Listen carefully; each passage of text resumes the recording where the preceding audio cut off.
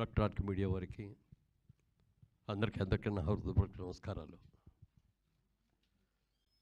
ఆ జైబేరి బ్యానర్ కింద అతడు సినిమా ఆగస్టు 10, 2005 సంవత్సరంలో దాన్ని రిలీజ్ చేయటం జరిగింది. ఇప్పుడు ఆగస్టు 9వ తారీఖు మహేష్ బాబు పుట్టినరోజు సందర్భంగా ఈ చిత్రాన్ని రిలీజ్ చేస్తున్నాం. అయితే ఆ రోజున ఉన్న టెక్నాలజీ వేరు, ఈ రోజున ఉన్న టెక్నాలజీ వేరు. టెక్నాలజీ పరంగా కూడా దీన్ని అప్గ్రేడ్ చేయకుండా రిలీజ్ చేస్తే ఇవాళ వస్తున్న సినిమాలకి దాటికి తట్టుకోవటం కష్టం అనే ఉద్దేశంతో ప్రసాద్ ల్యాబ్ వారి సహకారంతో దీని సౌండ్ సిస్టంలో కానీ ఎవ్రీథింగ్, దాని కలర్ కానీ ప్రింటింగ్ కానీ ఎవ్రీథింగ్ టెక్నికల్గా అద్భుతంగా తయారు చేసి ఇవాళ ఇప్పుడే తీసిన కొత్త సినిమా ఎలా ఉంటుందో అలా ఉండేటట్టుగా చేశారు. ఇప్పుడే ట్రైలర్ కూడా చూసి ఉంటారు మీరందరూ కూడా. చాలా చక్కగా వచ్చింది. త్రివిక్రమ్ శ్రీనివాస్ గారికి మొట్టమొదటి సినిమాగా మా సినిమాతోనే చేద్దామని అనుకున్నాం. ఒరిజినల్గా ఆయన రైటర్గా చాలా మంచి పేరు తెచ్చుకున్న సందర్భంలో ఒకరోజు నేను కిషోర్ గారు ఇద్దరు కలిసి కూర్చొని త్రివిక్రమ్ గారి మంచి మంచి సబ్జెక్ట్స్ తయారు చేశారు. ఆయన అన్ని హిట్స్ అయినాయి.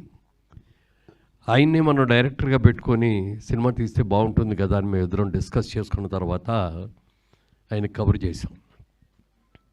ఏదైనా మంచి కథ ఉంటే చెప్పండి సార్, డైరెక్షన్ కూడా మీరే చేద్దరు కానీ మా సినిమా చేయాలి, కథ చెప్పండి అని అడిగితే ఆయన ఒకే మాట అన్నారు. నేను స్రవంతి కిషోర్ గారికి మాట ఇచ్చానండి ఫస్ట్ సినిమా వాళ్ళకి చేస్తానని. వాళ్ళకి చేసేసేది ఆల్రెడీ రెడీ అయిపోయింది, సబ్జెక్టు అవన్నీ కూడా క్యాస్టింగ్ షెడ్యూల్స్ కూడా రెడీ అయినాయి.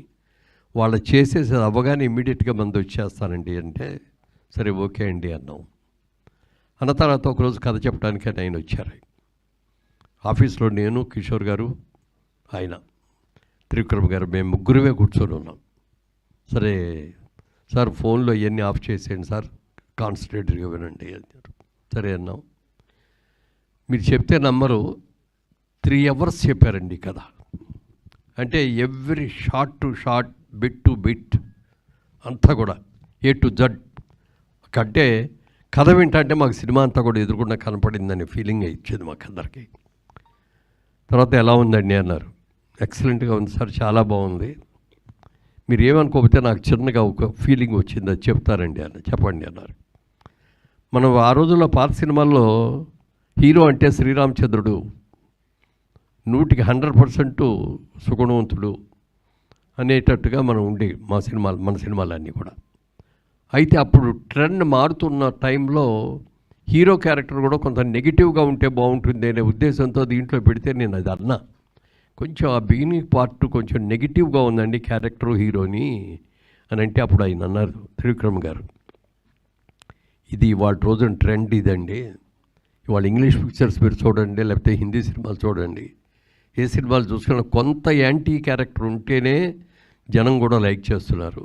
మీరు చూడండి అన్నారు. అప్పుడు మా బ్రదర్ కిషోర్ గారు, అవునన్నయ్య అలాగే చేద్దాం, మనం దాంట్లో ఏమీ మార్చక్కర్లేదండి, ఒక్క అక్షరం కూడా మార్చక్కర్లేదు, మీరు యాజ్ ఇట్ ఈజ్గా ఈ సినిమాని ఏమనుకున్నారో దాని ప్రకారమే చేయండి, మేమెవరం కూడా ఇంటర్ఫీర్ అవ్వం అని చెప్పటం, ఆ బాధ్యత ఆయన నెత్తి మీద పెట్టడం మూలంగా సినిమా చాలా అద్భుతంగా చేశారు.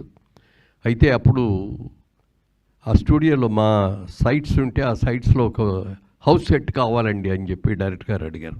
ఈ విధంగా హౌస్ సెట్ ఒకటి, ఓ మంచి రిచ్ హౌస్, పెద్ద హౌస్ కావాలండి. ఆ హౌస్ని మేము సెట్ వేసాం బ్రహ్మాండంగా. అది చూసి అందరూ బాగుందన్నారు, అందులో సెలెక్ట్ చేసాం.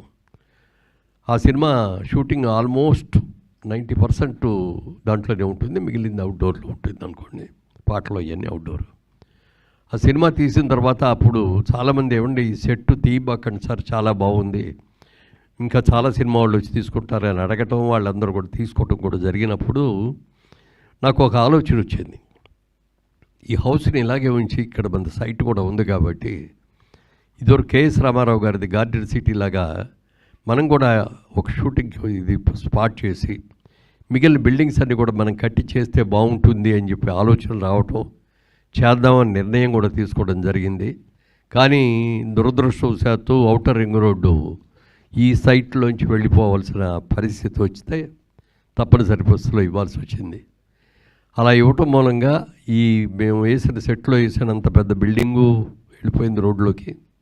సైట్ కూడా 15 ఎకరాల పైన దాంట్లోకి వెళ్ళిపోవటం మూలంగా స్టూడియో చేయలేకపోయాం. ఎందుకంటే కేఎస్ రామారావు గారు ఇక్కడ అవుట్డోర్ షూటింగ్లో కేఎస్ దాని పేరేమన్నారు, గార్డెన్స్, అదే కేఎస్ రామారావు గారి స్టూడియో, అది అవుట్డోర్ షూటింగ్ లాగా చాలా షూటింగ్లు జరిగాయి. ఆ తర్వాత క్రియేటివ్ కమర్షియల్స్ వాళ్ళ స్టూడియో లాగా అది వాళ్ళ బ్యానర్ కూడా అనుకోండి. అయితే తర్వాత అది చేతులు మారి మా దగ్గరకు రావటం, మేము దాన్ని డిస్మాంటిల్ చేసి అపార్ట్మెంట్స్ కట్టడం జరిగింది. మనసులో ఆ భావన ఉండేది, అయ్యో ఒక స్టూడియోని మనం చేస్తాం మన దీనికోసం, ఎప్పటికైనా వీలైతే స్టూడియో కట్టాలి అనుకున్న ఆలోచనతో అక్కడ ఔటర్ రింగ్ రోడ్ రావటం మూలంగా చేయలేకపోయాం. ఈ సినిమా చేసేటప్పుడు మహేష్ బాబు గారు కూడా ఎక్సలెంట్గా ఆయన కోఆపరేషన్ ఇచ్చారు. ఎన్ని డేట్లు కావాలనేది కాదండి, సినిమా బాగా రావాలి అని చెప్పి చేయటం. మరి పాటలకు కూడా ఎక్కడెక్కడికి కూడా వెళ్ళి పాటలు తీయటం కూడా జరిగింది. అలాగే ఒక ఫైట్, క్లైమాక్స్ ఫైట్ గురించి మీకు అందరికీ కూడా తెలిసే ఉంటుంది. ఇప్పుడు ఈ రోజుల్లో చాలామంది చాలా డేస్ తీసుకొని చాలా కాల్ షీట్స్ తీసుకొని చేస్తున్నమాట వాస్తవమైతే, అప్పటి రోజుల్లో అది 28 రోజులు క్లైమాక్స్ ఫైట్ తీశారు.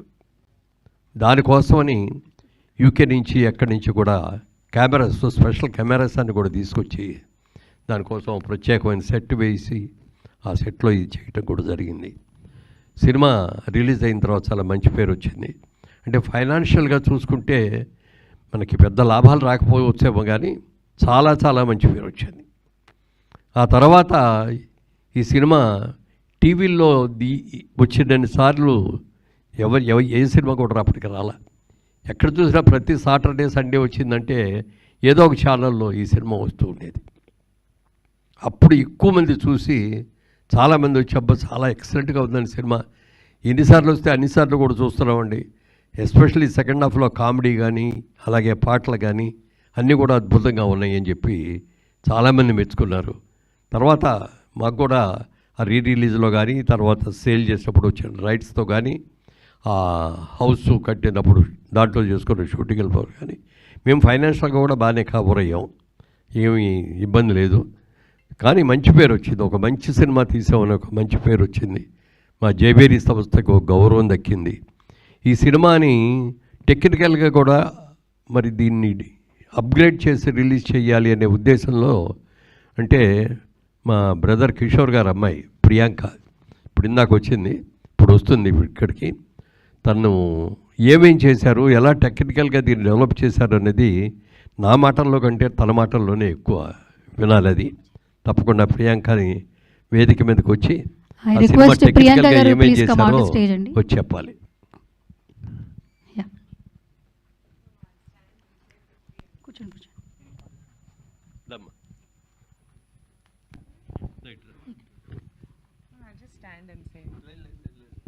Sorry Andy, I prefer being behind the screen. So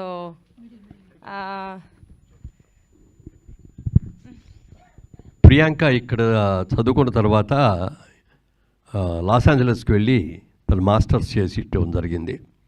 ఆ తర్వాత మొదటి నుంచి కూడా మనం సినిమా తీస్తున్నాము, మన కంపెనీ సినిమాలతోనే స్టార్ట్ అయింది జైబేరీ అని చెప్పి తనకు కూడా సినిమాలంటే చాలా ఇంట్రెస్ట్. నేను కొద్ది రోజులు ఇక్కడ సినిమా టెక్నాలజీ గురించి నేను స్టడీ చేసి నేను కూడా దాంట్లో అప్గ్రేడ్ చేసుకొని వస్తాను అని చెప్పి అక్కడ ఉండటం. తర్వాత అక్కడే ఒక పెద్ద డిస్ట్రిబ్యూటింగ్ కంపెనీలో కొన్నాళ్ళు జాబ్ కూడా చేసేది. ఎందుకమ్మా మనమే 10 మందికి ఇక్కడ జాబ్ ఇచ్చే అవకాశం ఉండి మనం చేస్తుంటే నువ్వు మన జాబ్లో మన చూసుకోకుండా అక్కడ ఉంటే మన దాంట్లో మనం చేసుకోవడం అంటే ఇది కాదు, కరెక్ట్ కాదు. పెద్ద కంపెనీల్లో, ఇతర దేశాల్లో ఉన్న కంపెనీల్లో ఒక ఎంప్లాయీగా నేను చేయాలి అనుకున్నానని చెప్పి దాదాపు 4 years 5 years అక్కడే జాబ్ చేసి వచ్చింది. సినిమా గురించి, సినిమా టెక్నాలజీ గురించి, సినిమా వరల్డ్ సినిమా గురించి కూడా చాలా బాగా తెలివితేటలు ఉన్నాయి. అయితే మేమందరం కూడా ఈ రియల్ ఎస్టేట్ బిజినెస్లో ఉండిపోవటం మూలంగా కానీ, మధ్యలో పొలిటికల్గా నేను వెళ్ళటం మూలంగా కానీ మేము అతడు సినిమా తర్వాత సినిమా తీయలేకపోయాం.